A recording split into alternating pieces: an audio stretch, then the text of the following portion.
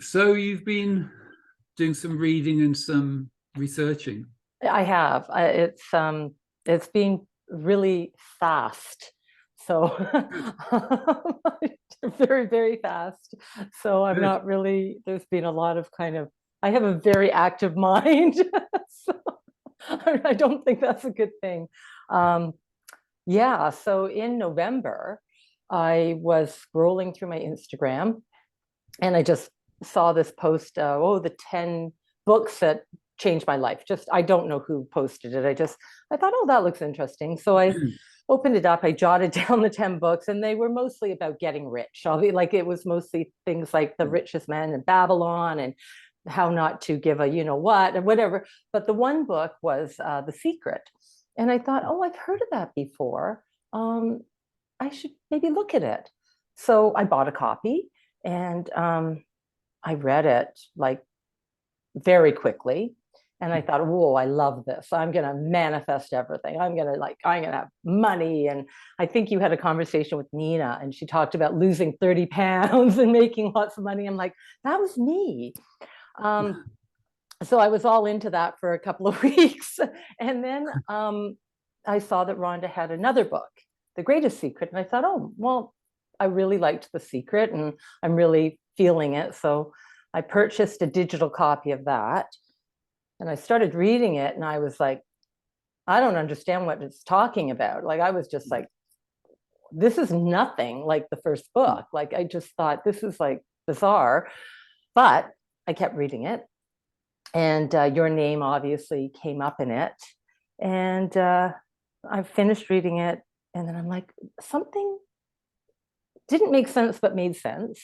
So I read it again. Mhm. And at the same time, it was funny because my youngest son, he had been talking to me about a book he had read. And he's like, Mom, I think you'd really like this. And that was The Power of Now. Oh, wow.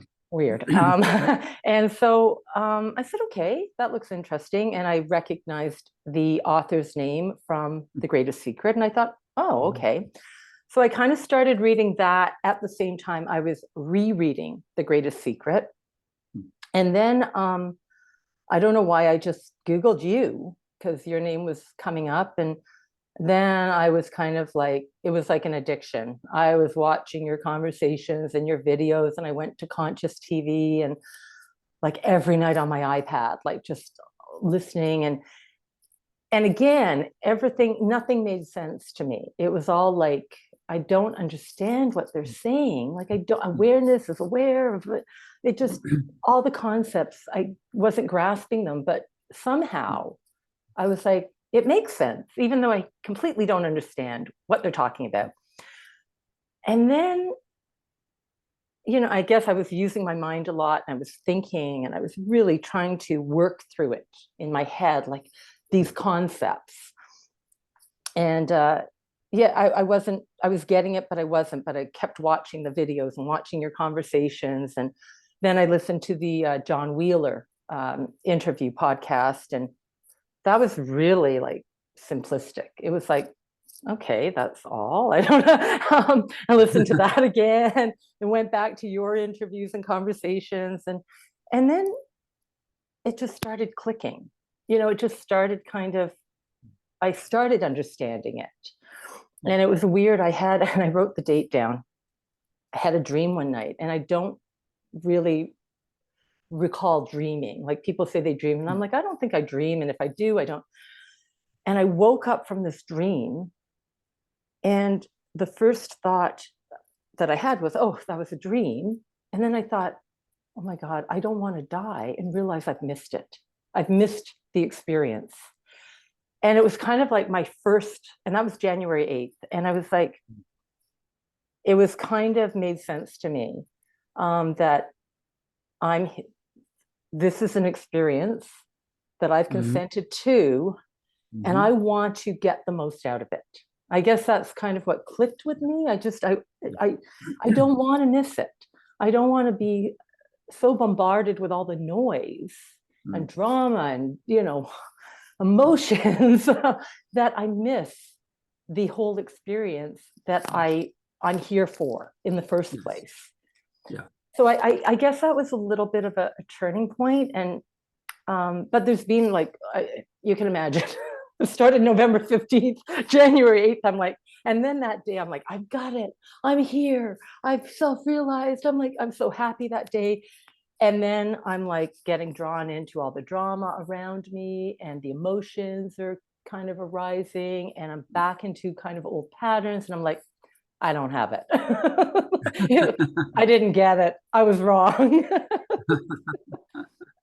So that's kind of been, but on another level, I'm kind of like, no, I think I have it, but I don't know. And then I thought I wanted to reach out to you, and then I was kind of, no, I'm not ready. And then one morning I was just like, I think I'm ready. I want to see if I can have a conversation with David to, I don't know, just a conversation. I mean, they seem so great. Everyone you have conversations with, they they're so interesting and really resonate with me. And I thought, well, I'll reach out and I'll see what happens. And then I guess Amelia got back to me and kind of said, oh, David has this, February 8th. And I'm like, okay. And here we are. It was January the 8th, isn't it? I thought that too. I'm like, isn't that weird? And I wrote the date down because I thought I don't want to forget this day, because I really felt that was maybe a little bit of a turning point in this whole, but it has been kind of turbulent as well, because I've been trying to wrap my mind around it. You know what I mean? And of course, I'm a talker, so I've been talking to my family, my kids about it, thinking I really want them to know this. If I was that age, I would have been so grateful if, when I was young, like they're 30 and 27, that someone had have given me this kind of gift of this. But they're kind of like, okay, Mom, whatever makes you happy. It's great your son gave you the power of now, though. That's fantastic.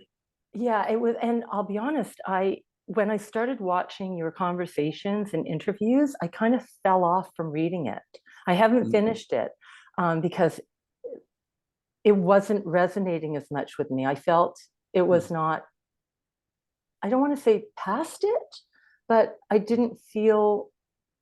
kind of felt past it. I guess that is, I kind of was like, it's great you perceive that, though, because it's, that book was written in the late 90s. So things have moved on since then in many ways. Right. Some of it's certainly still relevant, but it's in relation to the person, really, the power of now. Yes. And that's what I kind of felt. I was like, no, this is about the being, Deborah. This is about the personal experience of a human. But I kind of felt like I'm searching past that now. That's what I kind of felt. So I didn't finish reading it, to be honest. I got maybe midway through it. So. Sorry, the camera just went blurred. Oh, that's okay. Yeah, that's good. So, so how do you feel you are in terms of realization now? I think I feel like I'm in and out.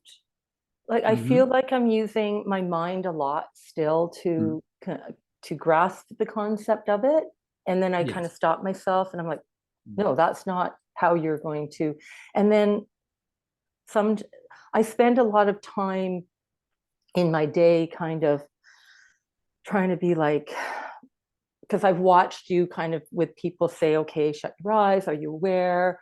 And then you say kind of engage your mind. So I've kind of done that. I kind of do that, and I'm like, oh, okay. So I think I'm there. But then again, I have a pretty busy life, a pretty busy job as well. So I'm kind of bombarded every day with like people calling me, asking me questions, looking for solutions, and so I'm always engaging my mind. And I feel like you had an interview where you said someone likened it to someone knocks on your door and then you have to become the person. And I feel like my door is open, like, I can never shut it. And I want to just shut it. I don't want to open it. But that really, I was like, that's me. Like from the moment I get up in the morning until maybe I have an hour before going to sleep, the door is like, it's a revolving door. People are just coming at me, and I'm responding and I'm engaged, but it's really exhausting. Sure. And I think that's why everything you were saying and what I was reading was really resonating with me. I love that idea of effortlessness, because I've always put a lot of effort into everything. And I'm like, okay, I'm ready. I'm ready to let it go. but I can't. So I want to. Well, let's have a look, see what we can do. Yeah, I'd love that. Are you familiar with the idea of the koshas, Deborah? I've well, only through you, what you've said in some of your interviews. But prior to that, no, I had no idea what they were. Well, we all begin and remain as attributeless being, which is just, it's the awareness within which all forms arise.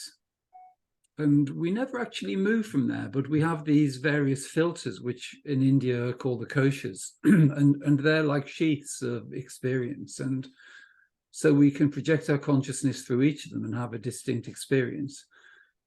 This world conditions us to function through the mind, through the mental body. So the education system's designed to make us believe that, you know, we are a human being existing in time and space. And then we notice certain attributes, certain things we're good at. And then we look to maybe an education and a career along those lines. And the mind's predominating for much of that experience. But the education never reveals that the greatest resource we have is our infinite nature. And that's always available to us. And the distinction between functioning from effortless being, or the body of wisdom, and the mental body is actually quite simple once it's pointed out. It's just that the education system doesn't make that distinction. But we'll just have a little look at that. So you've probably seen this demonstrated before, but it's just really noticing what's arising effortlessly initially. So if we just notice what's arising effortlessly in this moment. So are there any thoughts arising at the moment? I guess thoughts of trying to ignore all the kind of stuff is popping up on my screen. I'm hearing messages come through my iPad. I'm like, I want to ignore all that. I guess those are the thoughts that are arising, and just kind of,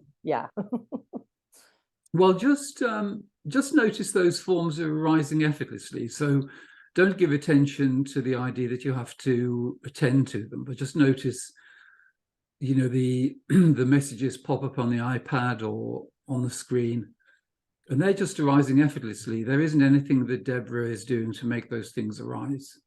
Right. And so just noticing thoughts arising effortlessly, or emotions. Are there any emotions arising at the moment? A little bit of nervousness, anticipation. Yeah, there are some, definitely. Okay. Well, let's just make the distinction between impersonal and impersonal awareness, because if let's take, say there's a slight feeling of nervousness. So in an impersonal sense, we could say there is awareness of slight nervousness.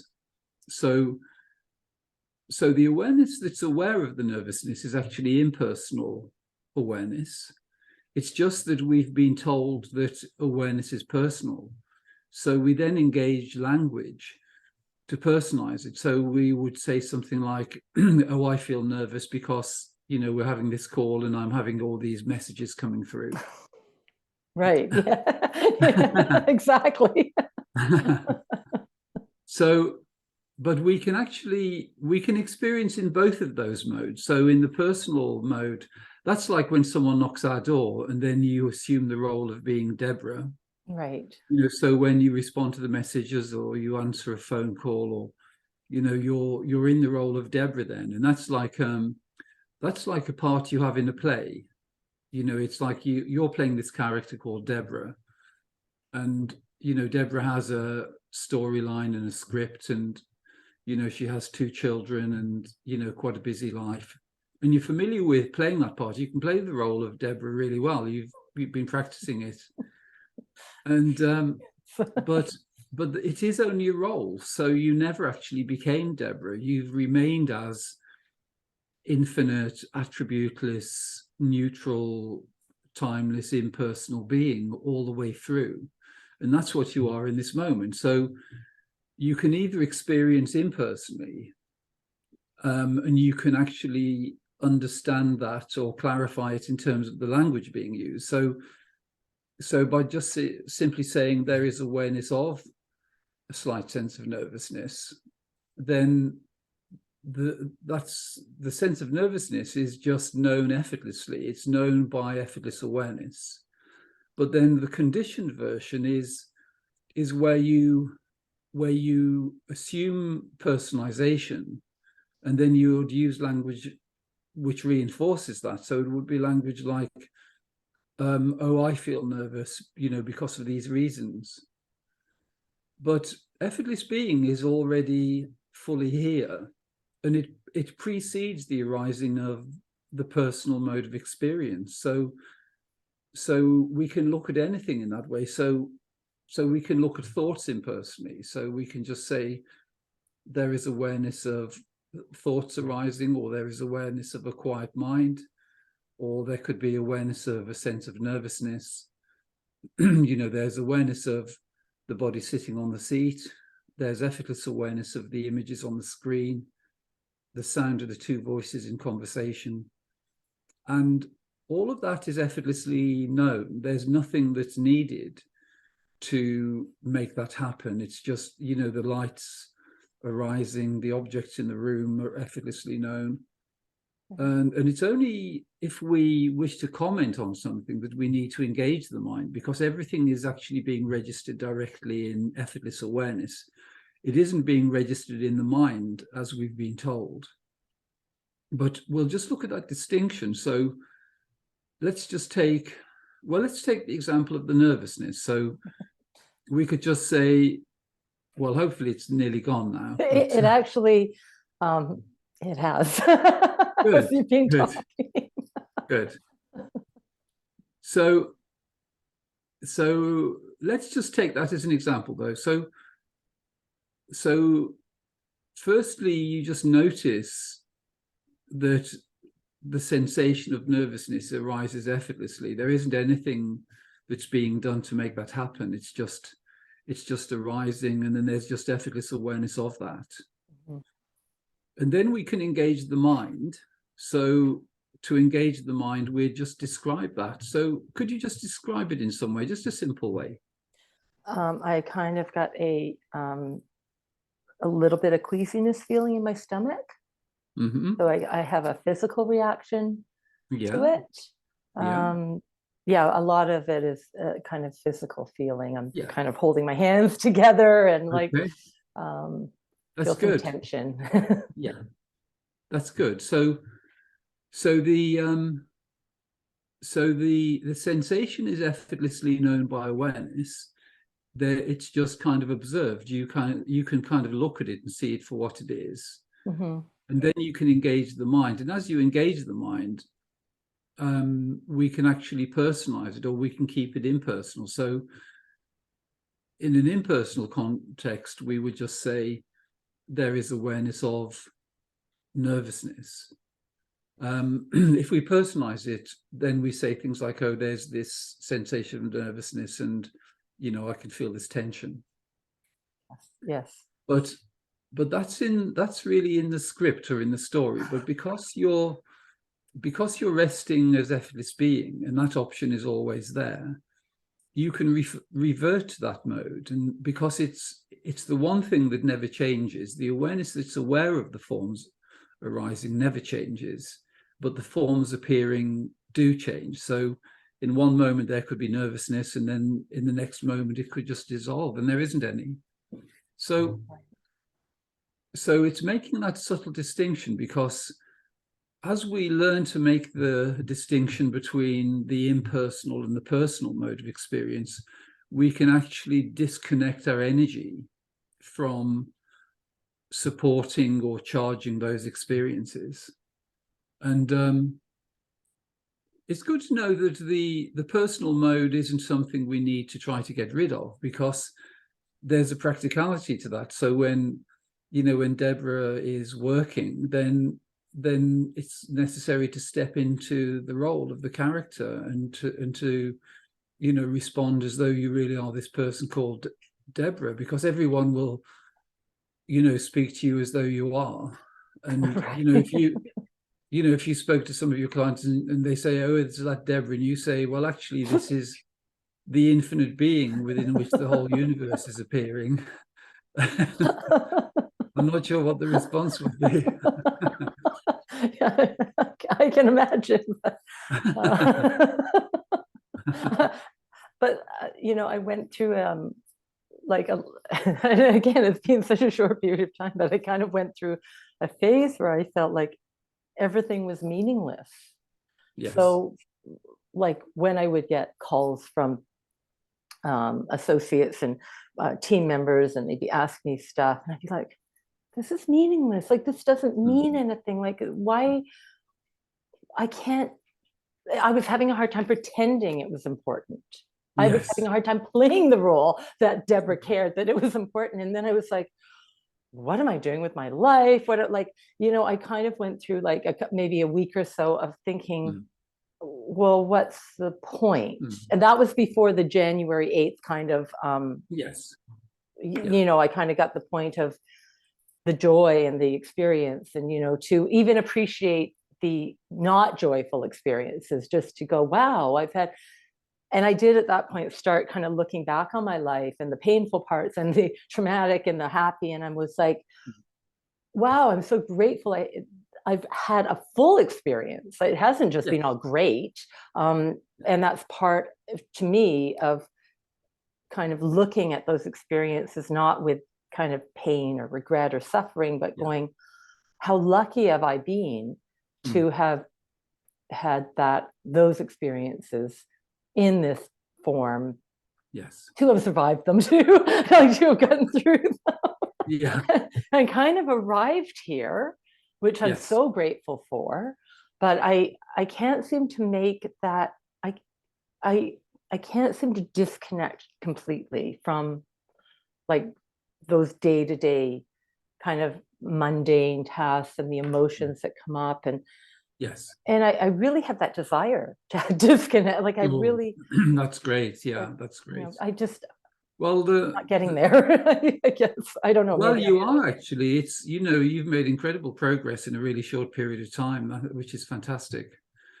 And for you, it's just a bit of fine tuning that's required, really. The one thing to know is that what we're playing, really, the human experience is like an energy game, and the emotions are ways that we can expend energy. There are other ways we can do that as well, like mental preoccupation, lots of things, really. But when we understand the distinction between the intelligence available in the body of wisdom, which you could call God's intelligence or infinite intelligence, divine intelligence, and then the intelligence which is available in the mind, is a dualistic form of intelligence. And it's quite often tinged with fear. But when we learn the distinction between effortless being and engaging the mind, we can begin to rest as effortless being, preserve our energy, be connected to our infinite nature, so that things like synchronicity, inspiration, intuition, telepathy, all of those more subtle things can come through. And then also the mind becomes a device which we can use in a more conscious way, because we can utilize it to do certain things, but we don't allow it to go onto autopilot and do things that we don't want it to do. And that's what I guess that's what I'm trying to get to. And like, it's funny, speaking of, intuition and stuff, I have had moments of throughout my life of kind of intuition, just knowing, like nothing. Yes. And I'll be honest, and this happened when I was reading The Greatest Secret as well. Fear would really arise. I would get that feeling in the pit of my stomach, because I would just know something, and then it would be true, and then I'd be Yes. like, and then I'd be like, oh, that's just a coincidence, or I must have picked up something that I knew that was going to happen. But then I started Yes. becoming fearful of my thoughts, because I Yes. didn't want to cause something. Like, you know what I mean? Like, it got really, Yes. and I've had that kind of throughout, where it became like, don't even think that, because I don't want it to happen, right? But and then when I would try to engage that intuition, of course, you just can't. It's nothing that I could do No. with any effort. It would just kind of come over me. It's always effortless, isn't it? Intuition. It really is. And for some reason, though, for me, it was always kind of tinged with that fear. And even when I was reading The Greatest Secret and listening to the interviews, kind of getting it, I would get that feeling in the pit of my stomach, like Yes. almost like pushing it away. Like, I don't know, and I don't know why. Like, there was and I think that, like, it created doubt and stuff, but I knew instinctually, because I think my mind and my stomach seemed to be really connected to each other. But I would get that feeling, and I'd be like, why are you nervous? Why are you fearful of this kind of knowledge? Well, actually, the thing to know, which I've mentioned in some of the conversations, is that the thoughts and emotions aren't actually our own. They're being beamed in, because the intelligence which is coming from one's infinite nature is infinite intelligence. But the intelligence which is coming from the dualistic source is, it's actually, well, it's the thoughts and emotions are projected from there, but they're invitations. And because it's like an energy game, the thoughts and invitations, the thoughts and emotions, are trying to put us into a state of emotional compromise. So, and also because what this knowledge does is it begins to free us from being in service to the dualistic realm of experience, which is a kind of energetic experience. So it's like, you're reading The Greatest Secret, and what it's doing is it's releasing you from a sort of agreement to supporting, a particular way of functioning, which is the mind-based version, because your energy, and the energy of everyone, actually, where the mind predominates, the energy is being compromised. So when you begin to see beyond that system, it's almost like cancelling a direct debit to a company. The company doesn't want you to cancel the direct debit, so it does everything to try to frighten you into keeping the direct debit going. And that's really what the fear is. But the fear that you mentioned, it isn't Deborah's fear. It's fear that's being projected into the mind as an invitation. And if you kind of consent to it, and the way we consent is through identification, then we have that full-on experience. But once you begin to realize that the thoughts and emotions are being projected into the mind, the mind's more like a radio receiver, really. And it depends on the predominance of the experiences we have. I mean, it's similar to the way Eckhart Tolle describes the pain body. Did you read that bit in his book where he's talking about the pain? I think I did. It was more towards the beginning of the book. Yeah. I didn't take it in too well. No. Well, it's really to do with the energetic game we're playing, because were you brought up in a religious way, Deborah? Did you? I was raised as a Catholic, and I went to Catholic school. So I was brought up with religion. I think I had a big connection to it when I was younger, and then I kind of moved away from it. I don't go to church. My kids were baptized, but we never really practiced Catholicism. We celebrate Easter and Christmas and that. But I believe in, like, Jesus and God, but I just found the structure of the church and My parents divorced when I was 7, and at that time, you know, it was like, you're not even a Catholic anymore because your parents are divorced. You know, like it was kind of a lot of judgment coming Yes. from a divorced home, but attending Catholic school. So there was a lot of, you know, outside judgment. You could feel Yes. it. I actually had a peer tell me when we were quite young, and I remember the mother brought her around to the house to apologize because, you know, it was my grandparents were an integral part of raising us because my parents had divorced, and they were really Catholic. My grandfather wrote for the Catholic Registry, which is like a pamphlet. I don't know. He wrote books, and he wrote a lot on Catholicism, and he was I think a seeker. He was not born a Catholic. He was born, I guess, Church of England, and he discovered Catholicism and was drawn to that. So I was raised in although my mom was kind of, you know, she was creative and I won't say wild, but she was a creative personality, you know, and so I don't think she fit into back then the idea of what like the Catholic Church thought too, but she had a great spirit to her, you know, but also a lot of kind of sadness too. Like there was kind of that two sides to her.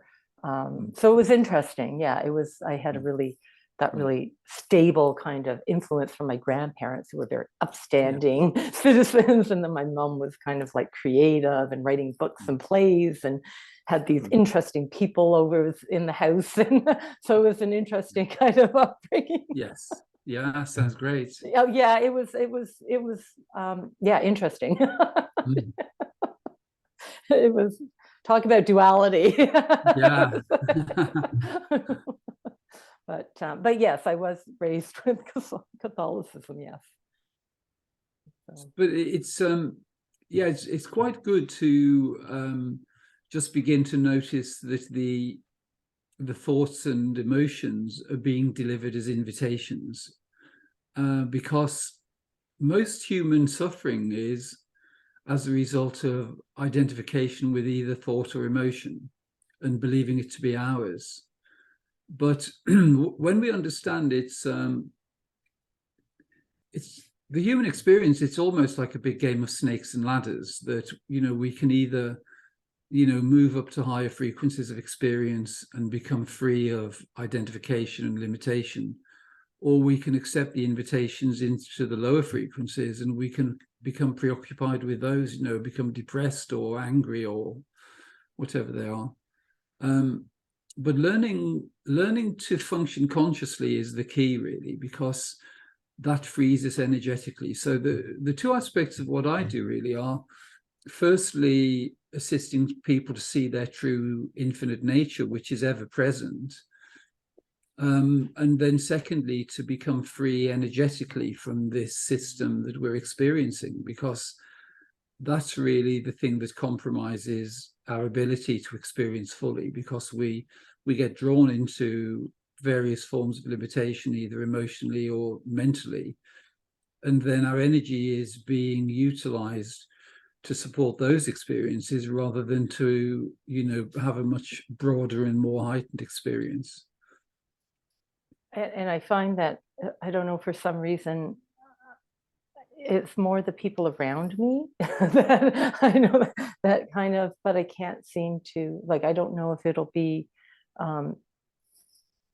if I think that if I don't engage, that it's going to be too impersonal, and I won't, like, I don't know why everything you're saying and everything I've heard and read, I'm like, absolutely, why can't I get there? Like, I understand it. I want to be there. I want to, but then for some reason, you know, these dramas come to me. I don't know why I attract people who are needy of my, I don't know.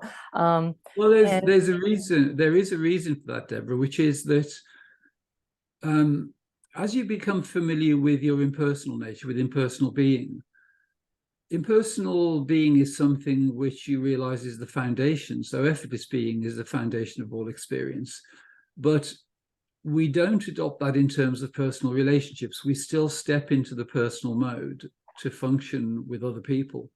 But really what's happened is, because you're in this, it's a kind of energetic game, and you're beginning to see through the game and to be able to play it really efficiently and effectively, the game is trying to invite you back in. So the dramas and things are invitations, because it's the personalization which is trying to draw you back into limitation. And that's why you've probably had some of those experiences recently, just to try to preoccupy you. Yes. So that you don't become totally free of the experience. But the truth is, you are already fully realized. You are already fully the infinite being. And you can't be anything other than that. It's just that the mind is, we consent to the human mind, but the human mind is trying to maintain the personalized mode of experience. And it's also trying to keep us in limitation. And once you know that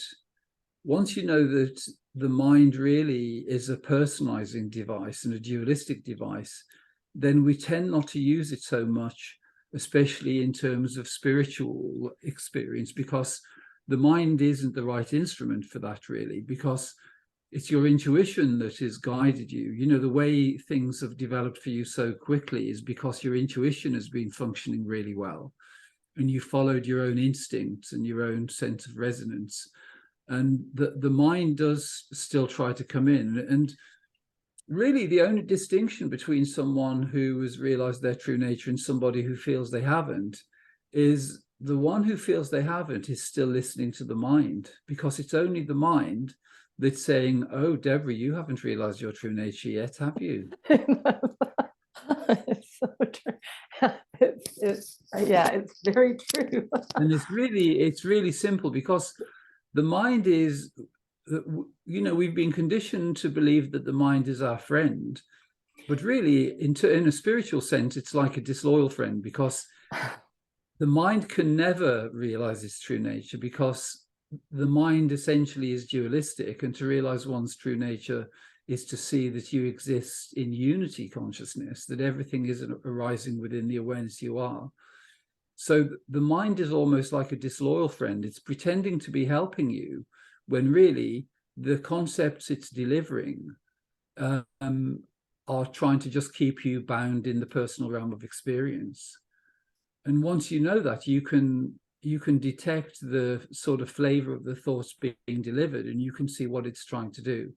Because you are, you know, if we take the experience of say the light coming through the window, right. The light coming through the window is effortlessly known, as everything is effortlessly known. And the only thing that knows the light coming through the window really is effortless being. It's just impersonal awareness. And then there's the conditioned or the individual mode, where we can engage the mind. So the mind could describe the light coming through the window. It could say, oh, I really like the light at this time of the year. You know, it's really nice to see it's getting lighter, or, you know, it spins a little story. Right. But once you make the distinction between effortless being and the engagement of the mind, you see that effortless being is what is always here, and the mind is something which comes and goes, because the knowing, all the knowing is being registered in effortless awareness. But then the mind is just like a little football commentator. It's just, you know, coming up with a few concepts and things, and it's sort of, you know, putting a few spanners in the works sometimes, you know, saying, well, you're not self-realized yet, are you, Deborah? And you know, the funny thing is, when I was growing up, I was relatively, I did well in school, and the one thing everyone would always say was I had such a good mind, you know, Yeah. like, and they actually, that was the term. It wasn't like you're smart or you're bright. Oh, you have a good mind. Yeah. And I always was like proud of that, you know, Yes. because that's, you know, well, it is the mind is, having a good mind is an asset, obviously. But I feel like this is what's going on now. Effortless mind. I think that's why I'm saying it's been so turbulent. There's really a strong connection to it. Yeah. For me. Yeah. And well, the conditioning, because you have a powerful mind, you've been able to utilize things like the education system, and you've been able to use the mind in terms of your career and things like that. So it is an asset. It's just that when the mind is able to function in alignment with effortless being, it becomes even more powerful, but it then becomes harmonious. Whereas the mind on its own can be, it can be quite divisive in different ways, because it's the receiver of various forms of experience which aren't always pleasant, and quite often they're dualistic. Mm-hmm.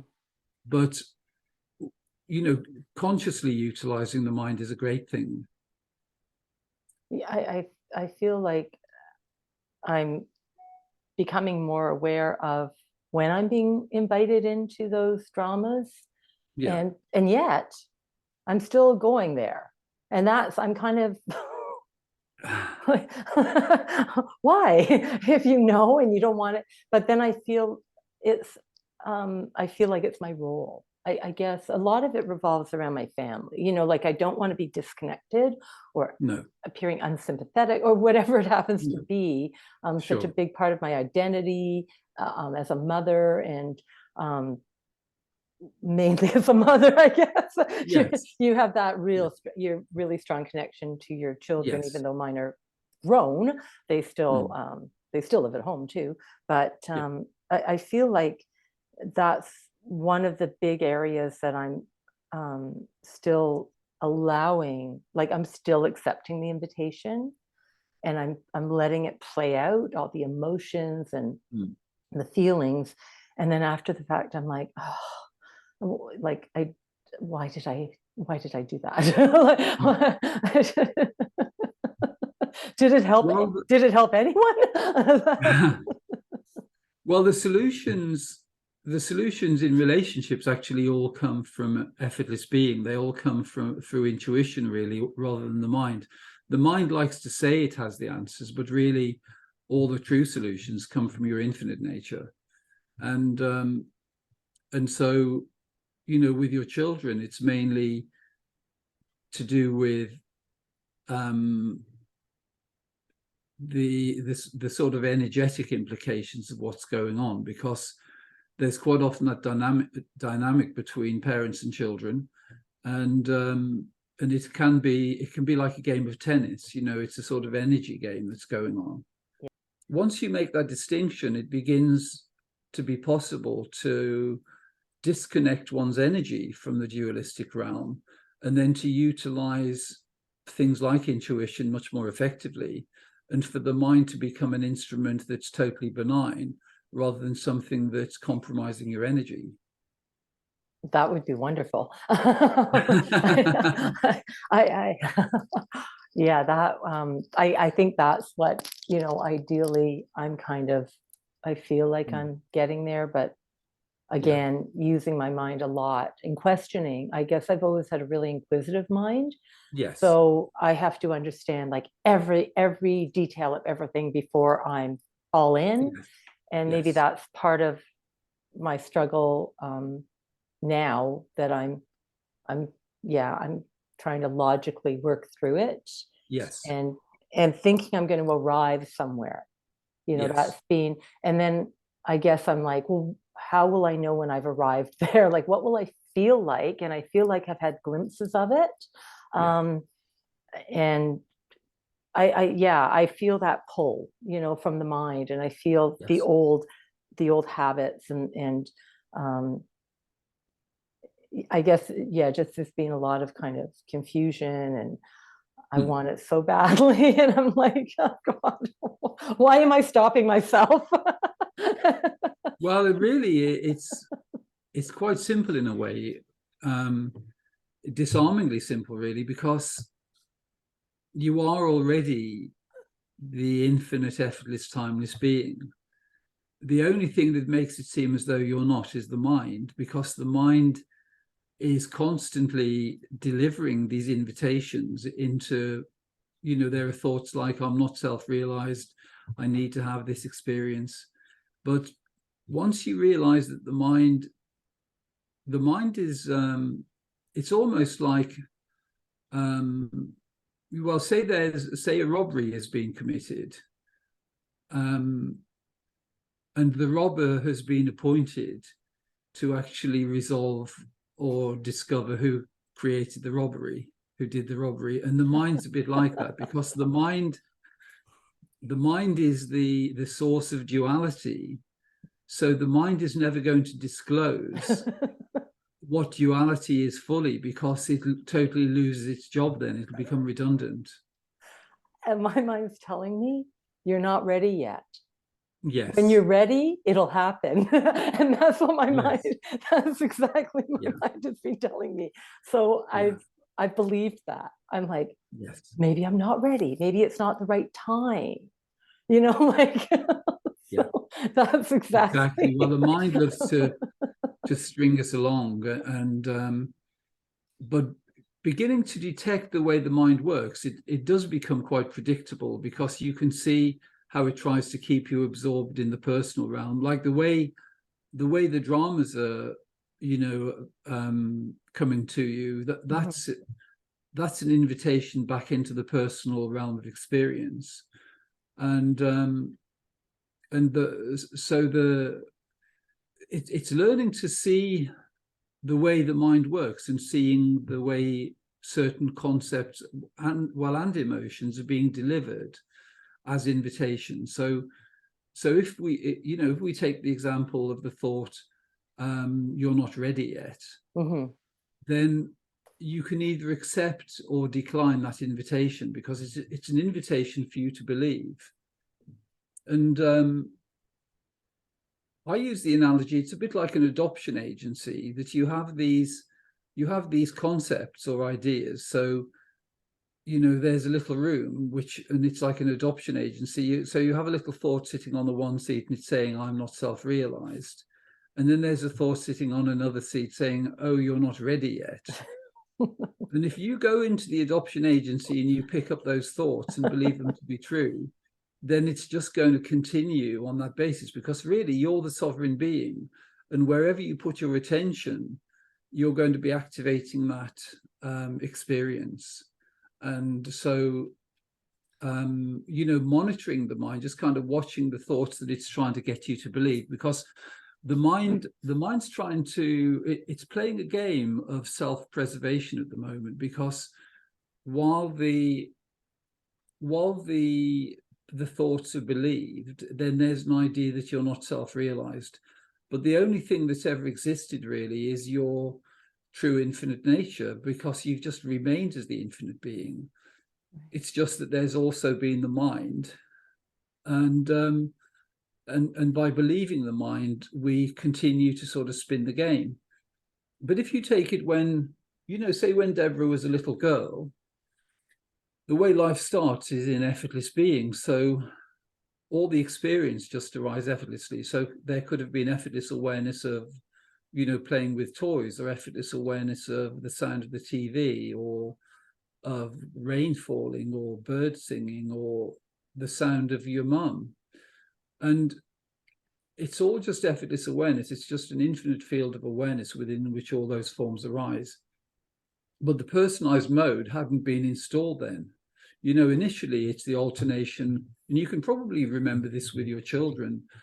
In the early months of their life, there's an alternation between effortless being, which is just remaining as this open space of awareness, and then moving into bliss as well. This bliss and this joy arises just effortlessly. And so when Deborah was that age, there was just resting as this impersonal field of awareness. So it's just whatever's arising. And as it is in this moment, there are forms appearing. So there's the sound of the voices, the thoughts, the emotions arising, the light through the window, the objects in the room. And it was exactly the same at that age. It's just that the mind hadn't been installed then.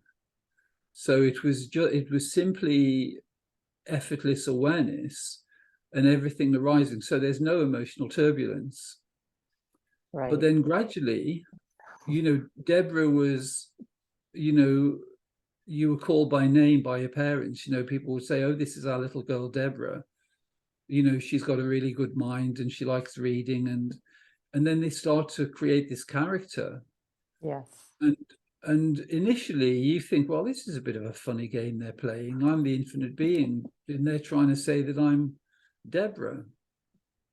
And initially you're not really concerned with it, but gradually you're invited into this game. So they're referring to you as Deborah. And then after a little while, you just kind of concede and you say, well, I'll just play along with this. So when they say the name Deborah, then you respond, you say, oh yes, as though it's you, but it isn't you. You're the infinite being. But for the sake of playing the game, and because they just seem to be inviting you in every moment of every day, eventually you concede and you respond to the name. And then gradually you're building this character, and they're helping you build it as well, because they're noticing certain skills you have, certain abilities. And then gradually there's a point, because you're bombarded with it all the time, whether it's being with your parents or being at school or watching the TV, reading a book, watching a film, they're all reinforcing the personalized mode of experience. And once you know that, then you can see how the character is being created, but you also see how it's optional, because what's available now, which was available then, is you can still just rest as effortless being, because that's what you are before the arising of individuality or the arising of the personalized mode. And I mean, as you're talking, I'm kind of thinking, it just kind of, the thought came to me, like when I responded, like my response would elicit like pleasure, like if I responded in the way they talked about me, or sometimes I would respond in the opposite way to elicit anger, or but it was kind of that. And I can see that now. I'm like, yes. Oh yeah, like Deborah's so smart, so Deborah did well in school, or Deborah helped, or whatever they projected kind of onto me. I would either go with it to elicit that acceptance and response. They were very proud of you, probably, weren't they? So yeah, well, I mean, it went back and forth, right? I was rebellious too. And I think that was like, I think maybe I liked throwing different things out there. Oh yeah, I'll give you that now, and you can be really proud of me. Oh, now I'm going to give you that. You think you got a real problem on your hands. But in my rebelliousness too, there was that pride of, oh, she's really strong, and she's really, no one's going to take advantage of her, and she's a go-getter, or whatever it happened to be. It was all part of the persona.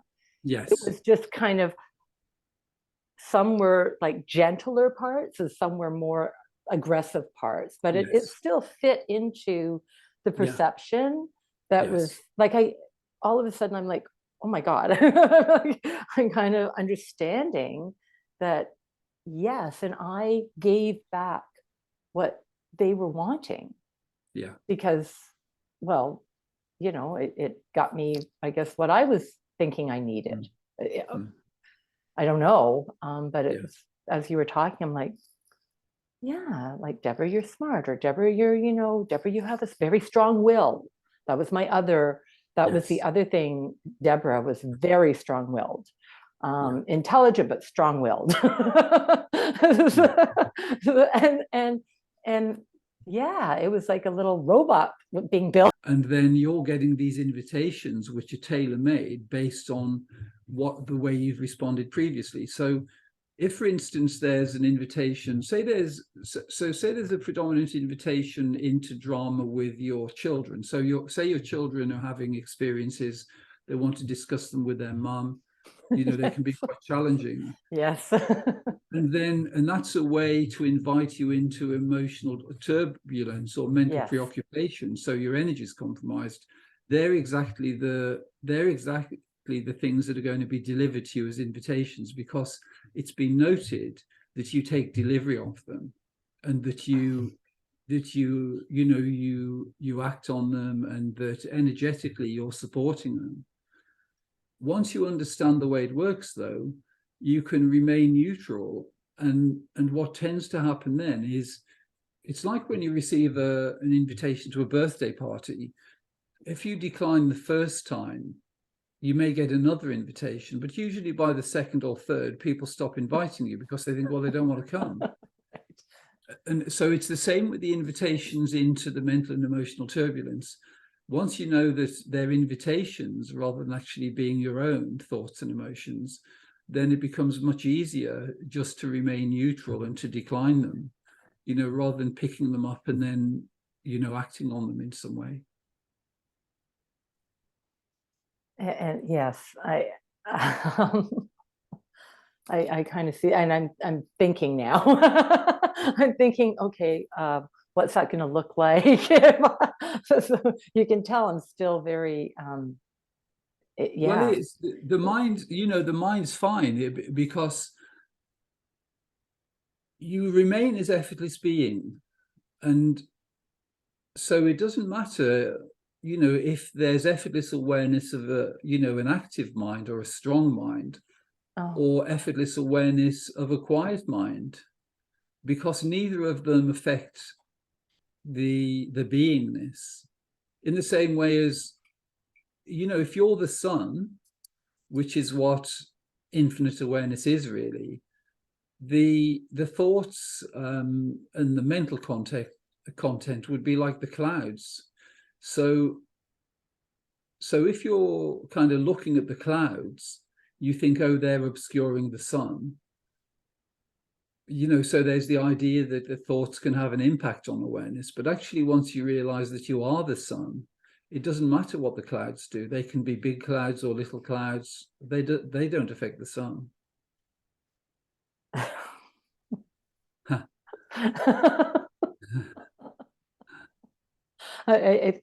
When you said, like, it doesn't matter if I'm aware of an active mind or a peaceful mind, it just kind of, I am aware.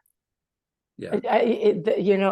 Like when you said that, I'm like, oh, just because my mind is active, if it doesn't mean that I'm not there. I'm aware. It's just that there's awareness of the thing that doesn't change is the awareness. It's just, so it doesn't matter if it's awareness of an active mind or an awareness of a quiet mind, because you're the awareness that is aware. And you can be aware of anything, and because awareness is inescapable, but the content changes. So it could be a quiet mind, it could be an active mind, it could be an emotion or no emotion.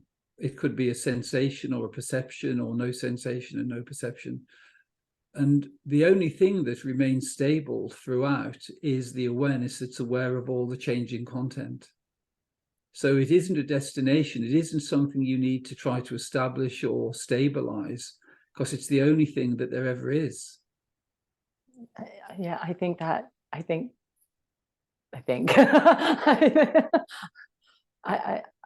You see that? I do. I guess there was a thought that I can't be there because my mind is so active still.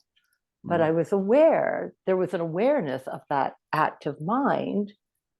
Yeah. But the mind was telling me, well, I'm active. Like, look how busy you are. Your mind is so active. You're thinking, you're overthinking, you're doing that, you can't be there. But then in the background,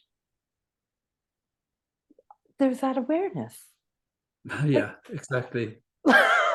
The only thing that's telling you that you're not aware is the mind, because the mind wants to keep you distracted with all of this busy stuff, so that you don't just see the simplicity, that you're the unchanging awareness. It doesn't matter what little dances the mind's doing. It can't affect what you truly are. I'm just like, it's always been there. But I thought it was my mind. You know what I mean? Like, I thought my mind was looking at like my mind. Yeah. But I just realized, like, okay, it's not Fantastic. Yeah. Like the mind doesn't have to be quiet No. to, It's yeah. very easy to be aware of an active mind, isn't it? Because there's plenty to be aware of. You know, trying to be aware if the mind's quiet, you're saying, well, actually, is there a thought arising or not? But it doesn't really matter what the content is. It's because the awareness doesn't ever change. And the awareness is aware of the thoughts, it's aware of the emotions or the sensations. But all those things come and go, but the awareness just remains. It's just ever present and just ever awake to whatever's arising. Oh my God, I've been struggling so much to try to sort it all out and consciously be aware. You know, Yeah. I've been like trying to Yes. force awareness. Like to practice, yeah. And all of a sudden I'm like thinking my mind has to be quiet, or I have to be like neutral, or I've got to be thinking, am I aware? If I'm aware, then that's awareness. And now I'm like, I'm just like, there's always been awareness. I just didn't know it. Like Fantastic. Oh my God. I'm not sure where this is going to go for me, but I'm just like, well, there's my mind again. I don't know what I'm going to do with this understanding, but you like, can't ever go back though. Once it's been seen, once awareness has seen itself and seen that awareness is ever present and the mind can come and go and it has no effect on it, then it's game over really for the mind. yeah, I feel like the struggle has dropped away. Fantastic. Like I've been struggling so much, like really efforting it. Yeah. And now, and like just when you said that, I'm like, oh yeah, I'm aware that my mind is so busy, and I've been trying to shut my mind off. Yeah, or and yeah. Oh, Fantastic. I just yeah, I'm I don't know. I'm just kind of crazy. Like it's like, I want to start saying, oh, that's unbelievable. Like, no, that's too easy. And now I'm like, that's what the mind likes to do. Yeah, it loves to complicate things. Really complicate things. Oh, see, now I'm already thinking this is going to be interesting to observe how I move forward. I'm already engaging in that. It's that, yeah. And then that's okay though, because there's just effortless awareness of thoughts arising, saying, I wonder how this is going to look when we move forward. But it doesn't affect the effortless awareness. There's just effortless awareness of those thoughts arising. And it's always been there. Yeah. Like it's just there. And oh, wow. Now I kind of get when everyone says it's so easy or simple, and I'm like, this isn't easy or simple at all. It's like really like, it's really like out there thinking. Yeah. I'm like, oh, okay. And I don't feel different, but I do. I'm going to go on now. Just like, I'm trying to process. That's what I do. That's but okay. There's an awareness of processing. Exactly. Yeah. Oh my God. Oh my. Like I just thought all the things that we were going to ask me about, like, my history or my past would be relevant, and none of it is. Like it's like irrelevant. It doesn't even matter. Yeah. It's like, who cares? Like, yeah, Deborah had this experience, and like, but it doesn't change anything. Like it doesn't define anything. It doesn't define, I guess, me. And that's, I don't know how else to say, like, yeah. Oh, yeah, I can't articulate it. I think you understand, but I can't. I know everyone's going to ask me today, how was your call? And I'm going to go, I can't tell you. It was great. I don't know. That's fantastic, though, Deborah. That's brilliant. But it's amazing the speed at which it's happened for you. Just so quickly. I think I saw you were taught. I think it was one of your interviews on Conscious TV, and I can't remember, but you were talking about there was someone you had had conversations with a few times, and I think you said like he locked himself literally in a room, and Yes. and I thought I've kind of been doing that, but I've kind of been living in the day, but then at night and in the early morning when I get up, I was just like immersed in it. And that is the personality. Like that is definitely, dog with a bone kind of thing. Like I got to get the job done.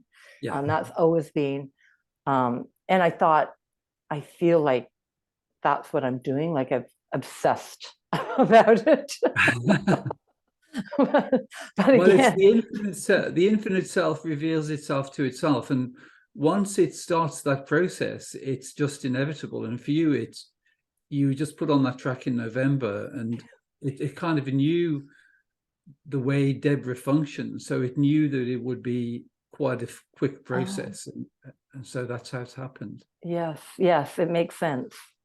It completely makes sense for my story in that way.